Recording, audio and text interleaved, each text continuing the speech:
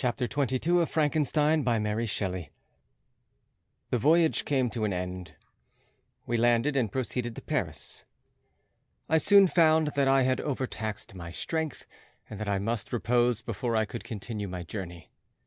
My father's care and attentions were indefatigable, but he did not know the origin of my sufferings, and sought erroneous methods to remedy the incurable ill. He wished me to seek amusement in society. I abhorred the face of man. Oh, not abhorred. They were my brethren, my fellow beings, and I felt attracted even to the most repulsive among them, as to creatures of an angelic nature and celestial mechanism. But I felt that I had no right to share their intercourse. I had unchained an enemy among them whose joy it was to shed their blood and to revel in their groans. How they would, each and all, abhor me and hunt me from the world, did they know my unhallowed acts, and the crimes which had their source in me. My father yielded at length to my desire to avoid society, and strove by various arguments to banish my despair. Sometimes he thought that I felt deeply the degradation of being obliged to answer a charge of murder, and he endeavored to prove to me the futility of pride. "Alas, my father," said I, "how little do you know me!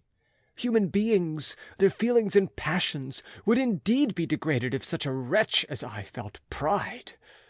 Justine, poor unhappy Justine, was as innocent as I, and she suffered the same charge.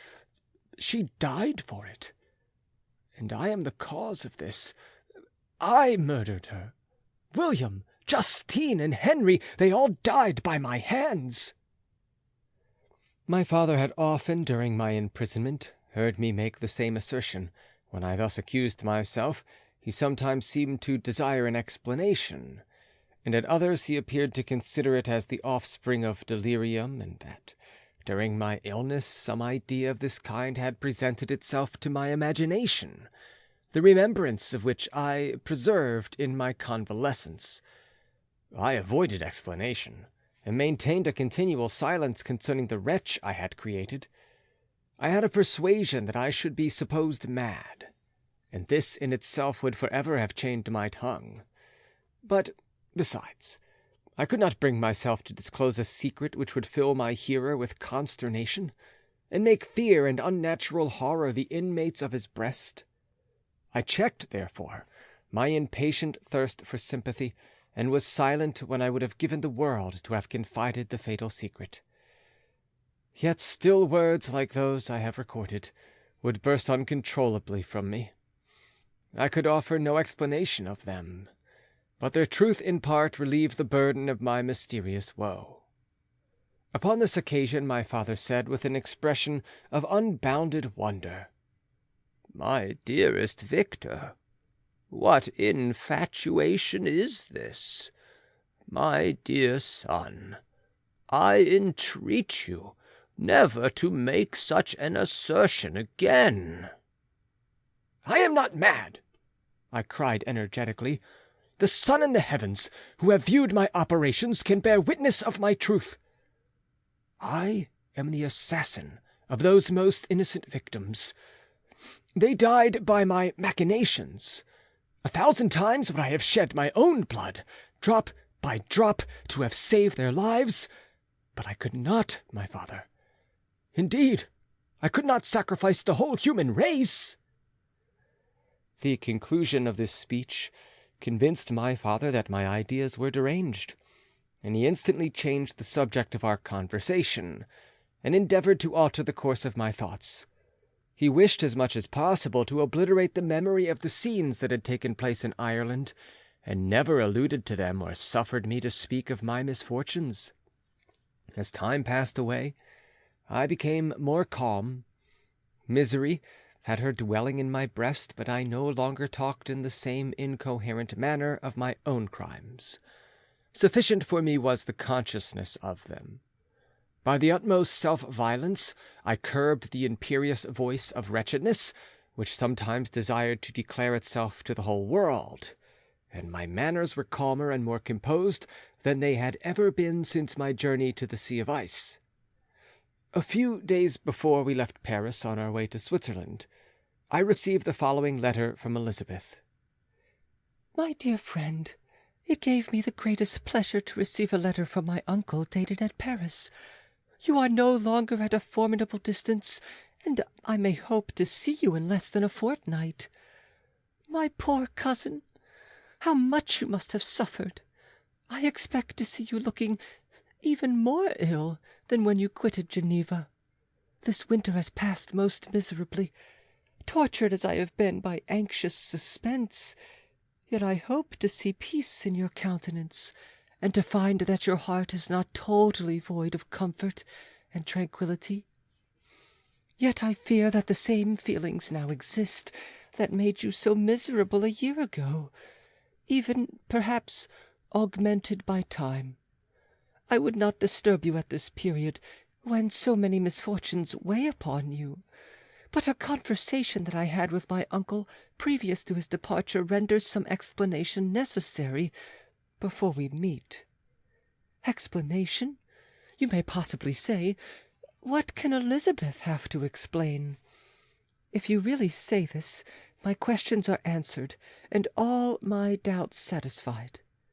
But you are distant from me, and it is possible that you may dread and yet be pleased with this explanation, and in a probability of this being the case, I dare not any longer postpone writing what, during your absence, I have often wished to express to you, but have never had the courage to begin. You well know, Victor, that our union had been the favourite plan of your parents ever since our infancy. We were told this when young, and taught to look forward to it as an event that would certainly take place. We were affectionate playfellows during childhood, and I believe dear and valued friends to one another as we grew older. But as brother and sister often entertain a lively affection towards each other, without desiring a more intimate union, may not such also be our case? Tell me, dearest Victor, answer me, I conjure you by our mutual happiness, with simple truth. Do you not love another?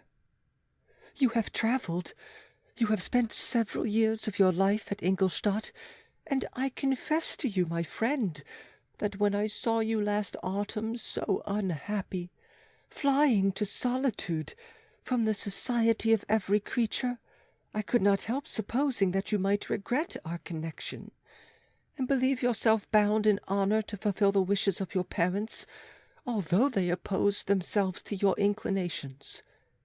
But this is false reasoning. I confess to you, my friend, that I love you, and that in my airy dreams of futurity that you have been my constant friend and companion. But it is your happiness I desire as well as my own, when I declare to you that our marriage would render me eternally miserable unless it were the dictate of your own free choice.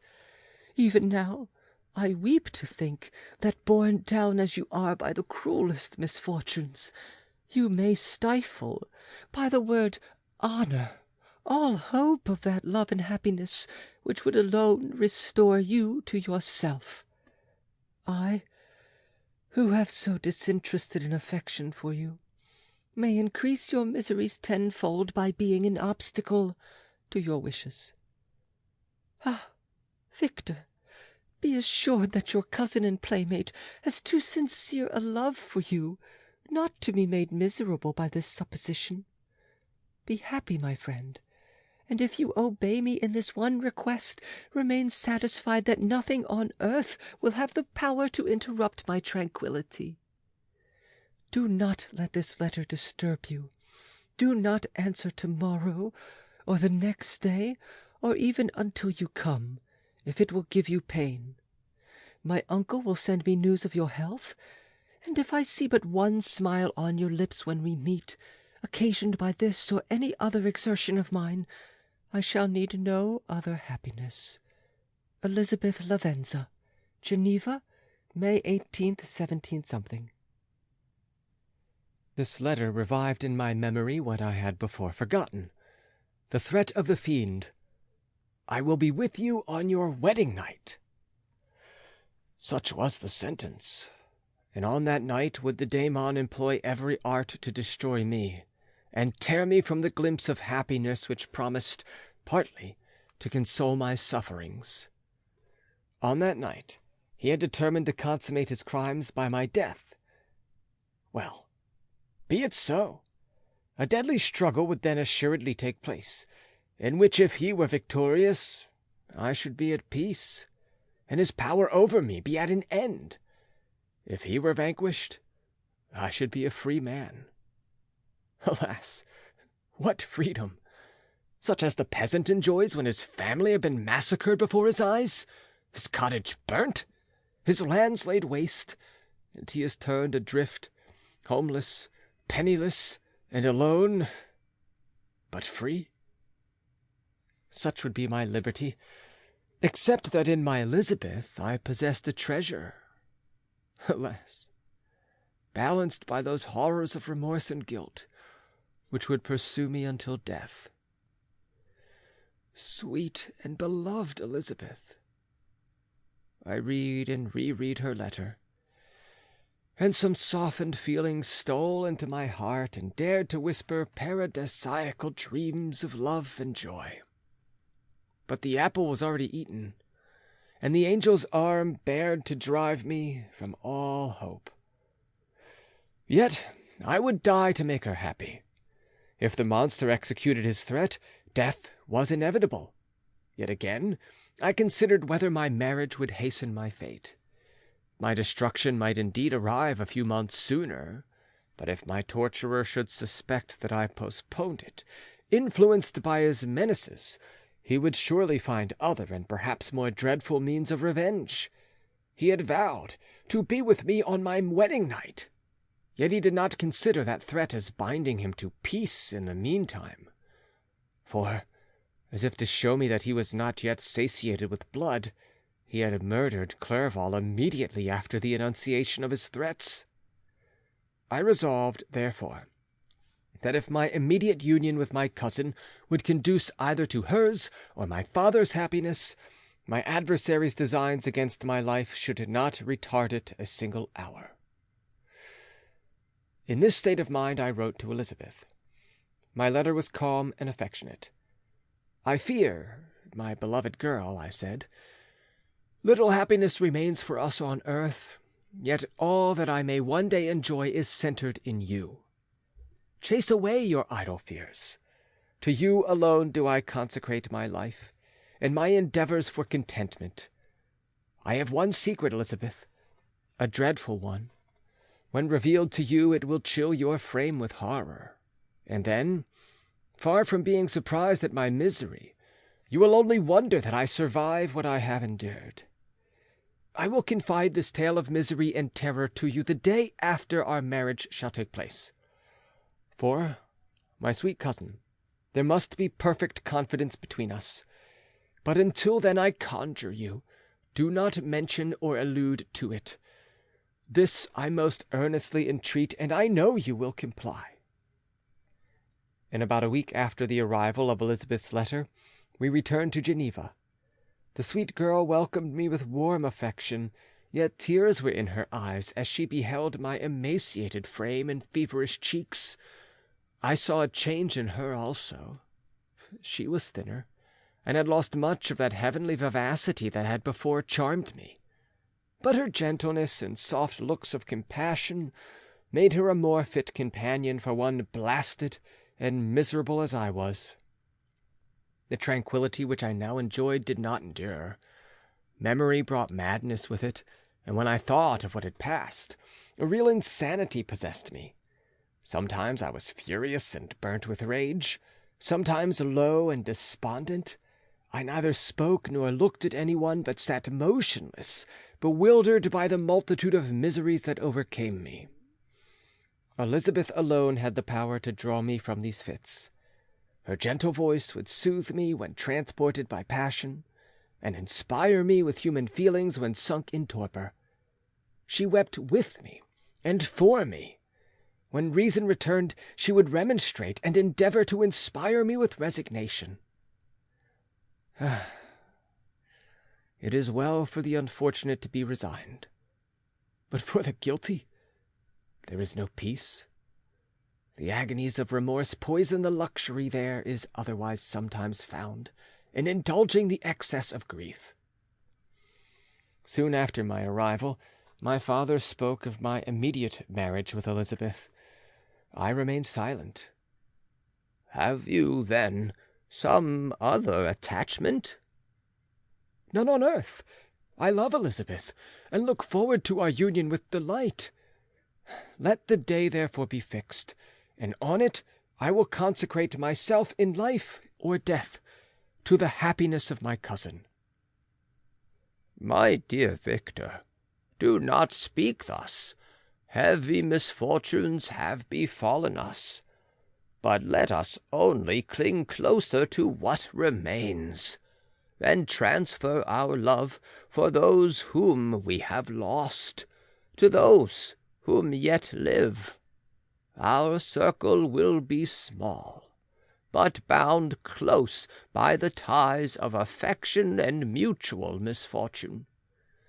And when time shall have softened your despair, new and dear objects of care will be born to replace those of whom we have been so cruelly deprived."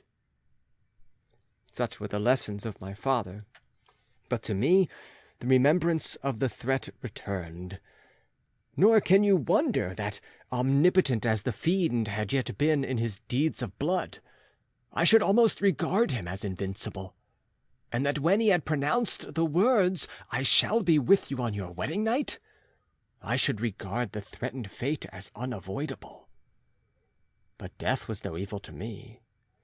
If the loss of Elizabeth were balanced with it, and I therefore, with a contented and even cheerful countenance, agreed with my father that if my cousin would consent, the ceremony should take place in 10 days, and thus put, as I imagined, the seal to my fate. Great God! If for one instant I had thought what might be the hellish intention of my fiendish adversary, I would rather have banished myself forever from my native country, and wandered a friendless outcast over the earth, than have consented to this miserable marriage.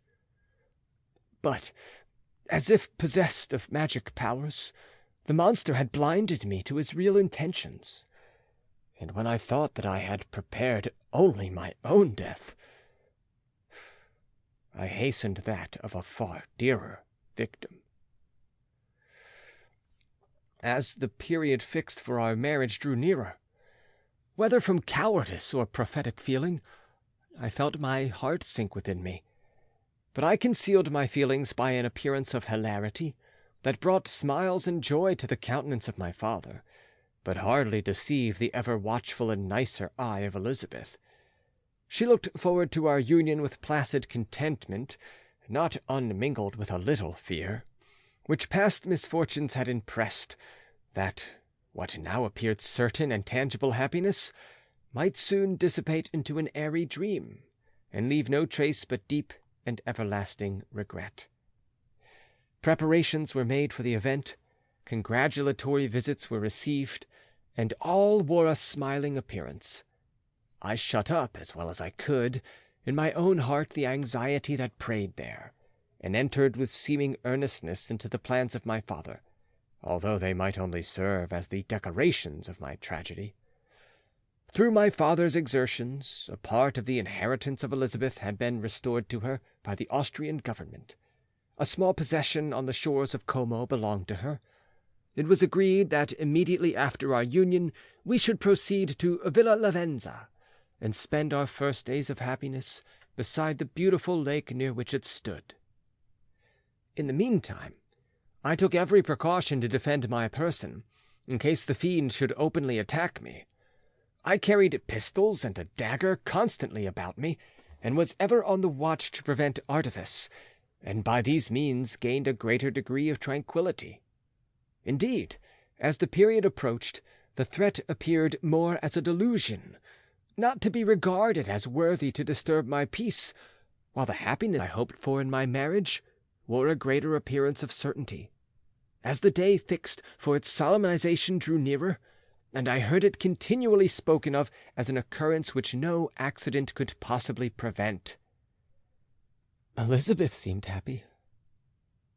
My tranquil demeanor contributed greatly to calm her mind, but on the day that was to fulfill my wishes and my destiny, she was melancholy, and a presentiment of evil pervaded her, and perhaps also she thought of the dreadful secret which I had promised to reveal to her on the following day. My father was in the meantime overjoyed, and in the bustle of preparation only recognized in the melancholy of his niece the diffidence of a bride. After the ceremony was performed, a large party assembled at my father's, but it was agreed that Elizabeth and I should commence our journey by water, sleeping that night at Evian, and continuing our voyage on the following day. The day was fair, the wind favourable, all smiled on our nuptial embarkation. Those were the last moments of my life during which I enjoyed the feeling of happiness. We passed rapidly along. The sun was hot, but we were sheltered from its rays by a kind of canopy. While we enjoyed the beauty of the scene, sometimes on one side of the lake, where we saw Mont Saleve, the pleasant banks of Montalegre, and at a distance surmounting all the beautiful Mont Blanc, and the assemblage of snowy mountains that in vain endeavour to emulate her. Sometimes coasting the opposite banks, we saw the mighty Jura, opposing its dark side to the ambition that would quit its native country, and almost an insurmountable barrier to the invader who should wish to enslave it. I took the hand of Elizabeth. "You are sorrowful, my love. If you knew what I have suffered, and what I may yet endure, you would endeavour to let me taste the quiet and freedom of despair that this one day at least permits me to enjoy." "Be happy, my dear Victor," replied Elizabeth. "There is, I hope, nothing to distress you, and be assured that if a lively joy is not painted in my face, my heart is contented.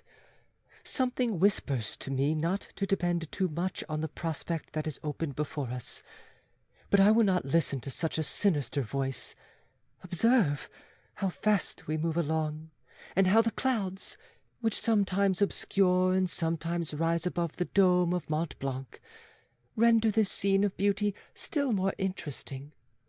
Look also at the innumerable fish that are swimming in the clear waters, where we can distinguish every pebble that lies at the bottom.